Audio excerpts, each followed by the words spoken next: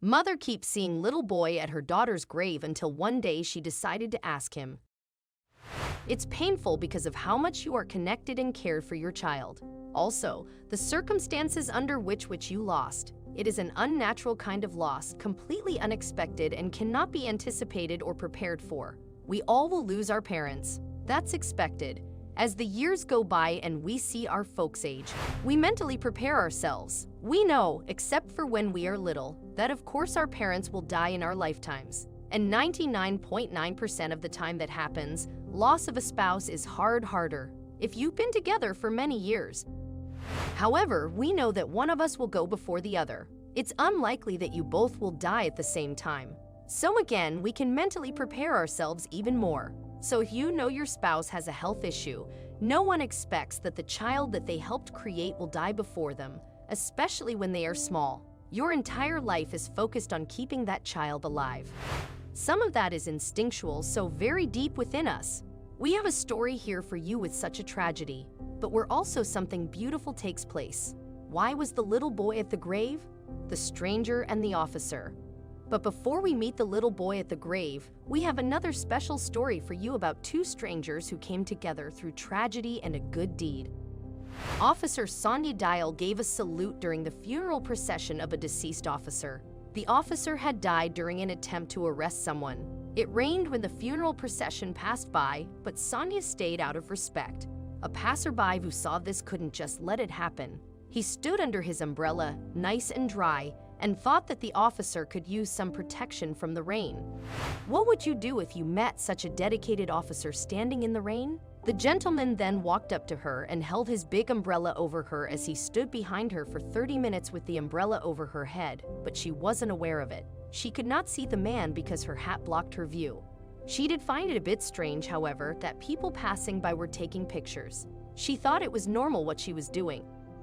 Every officer is saluted in this way when they die. She didn't understand why people would take photographs of the scene. The man didn't speak to her, and when she turned around, he was gone. However, a photo of the two came online. It attracted the attention of many. Everyone wanted to know who the mysterious man was who had done this act of kindness. There was even a Facebook request to find the mysterious man. The gentleman holding the umbrella was Gene Allen. He worked in the same building as Sonia. However, that was not the reason he held the umbrella above her. He was at work that day looking for updates on the procession. He wanted to know if it passed by the building where he worked, and if so, he would go outside to show his respect. And so he did. The procession was a very emotional display for Gene. He was impressed that Officer Sonia also stood there to pay her respects to the deceased agents. Despite the rain, that day brought a change in Tiffany's life. Thanks to Jean, she learned that people do care about officers. Sometimes it is easy to lose hope. As an officer, it is nice to see good things in people. Later, when Tiffany and Jean met again, they embraced each other and Sonia thanked him for his kindness. The letter to the military mother, a gesture of kindness out of respect, can really make all the difference in somebody's life, like in the story of Tiffany and Jean. In the following story, a stranger performs a friendly act as well. A mother of two named Jodi was a hairdresser in daily life and worked in a hair salon. When she left for work one afternoon, she saw something unusual on her black and white car. There was something strange on her windscreen. It was hard to see what it was from a distance, but as she approached, she saw it was a piece of paper. What could it be? Was it a fine from the police? Luckily, it wasn't. It also wasn't an advertising leaflet or any other advertisement. It was a handwritten letter. Who was it from and what did it say? Did she have a silent admirer? Jodi got confused. Why would somebody do this? She hesitated but took the letter and opened it. The letter came from an unknown person and she didn't expect what was in it. The person who wrote the letter had seen a sticker on the back of Jodi's car. The sticker on the back of Jodi's car said, "Proud parent of a soldier." The anonymous writer wanted to get in touch with Jodi through a positive letter. The slogan on the sticker was simple but meant a lot to the writer. This person was grateful to soldiers and wanted to give something back. Out of gratitude and respect, the writer not only left a letter, but also a 20 note. The letter had instructions on how to use the money. The person explained that Jodi had to spend the money on a special soldier in her life. She should send the money to the soldier if he was in the Middle East for a meal or something luxurious, or she could keep the money until the soldier had returned safely. The letter touched Jodi deeply. She had 2 sons who were both in the army, and like any mother or relative, she always had her boys in mind, and she worried about them. When she received the letter, both sons were miles away at work. Her eldest son, Jacob, was 22 and abroad in South Korea.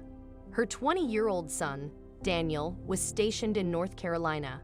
The letter reminded her of her sons, but the letter ended only with the instructions. The person also told her that she prayed every day for the army all over the world. She prayed especially for those who were in a dangerous war zone. She signed the letter with "All the best, Sally," but Jodi did not know anyone named Sally, so it was a stranger who had made her day. Did you ever make a stranger's day? Jodi read the letter twice before the content sank in. Then she broke into tears and was very grateful to this person for showing her support. She missed her sons very much at that moment, and the letter meant a lot to her. It came at the right time because she could use some support. The fact that a random stranger had taken a moment out of her day to comfort someone else touched her. Jodi would like to meet this person and say thank you. She also wants to tell this person how much the little gesture meant to her and to her family. So you can see what a small gesture can do. Now we return to the mother and the little boy on the grave. The story begins with Thomas, who joined the army in 2007. 1 year later, he married his high school girlfriend, Jodi, and this made him very happy. The couple got a son together and Thomas was just very happy. Shortly after that, however, he had to go to Afghanistan. It was difficult for Thomas to depart and leave his family behind, but he had to do his job and serve his country. After saying goodbye to his wife and son, he left. Jodi had a nasty feeling in her stomach. It felt like something horrible might happen. And indeed, during a patrol in Afghanistan, a rebel they encountered killed Thomas. The rebel wore a vest loaded with explosives and attacked the group. Thomas died instantly and never returned home. It later turned out that Thomas had switched places with another soldier that day. He had saved this soldier's life and was therefore twice a hero. He had made a sacrifice for his country and his fellow soldiers. It came as a great shock to his family, of course, to hear the news that their beloved Thomas had passed away. Thomas got a military funeral and he got his final resting place in a cemetery where other army heroes also lay buried. A year after his death, he was remembered on Commemoration Day. Every year they commemorate soldiers on Commemoration Day. On that day, besides the relatives, some strangers want to show the gratitude and support to the army. Thomas' family has been there every year since his death, but after 4 years after his death, when Thomas' family was commemorating him for the 4th time, something unusual happened in the cemetery there. There was also a little boy called Mason. He was there with his mother and held her hand. Together, they placed a national flag on every tombstone. That was their way of showing respect for the heroes. They were doing that when Mason suddenly disappeared. His mother shouted at him, and pretty soon she saw him. He went and sat by one of the gravestones. Whose grave was it? Yes, you guessed it. He sat near Thomas' grave and carefully read the engravings. He had so many questions to ask his mother. He wanted to know more about Thomas' life and his family. Despite Mason being so young, he could feel the pain that Thomas' family had gone through. His mother answered his questions and told him about other soldiers. When Mason heard the stories, some tears rolled down his cheek. These memories touched him deeply, and the following year, he returned to Thomas' grave. But this time, he would also do a gesture as a sign of gratitude. What do you think he did? During the ceremony, Mason sat next to Thomas's gravestone. He carried flowers and a drawing with him that he had made. It showed his hero from comic books called Captain America. When people asked the 7-year-old Mason why he had done this, he replied that Thomas was a hero just like Captain America.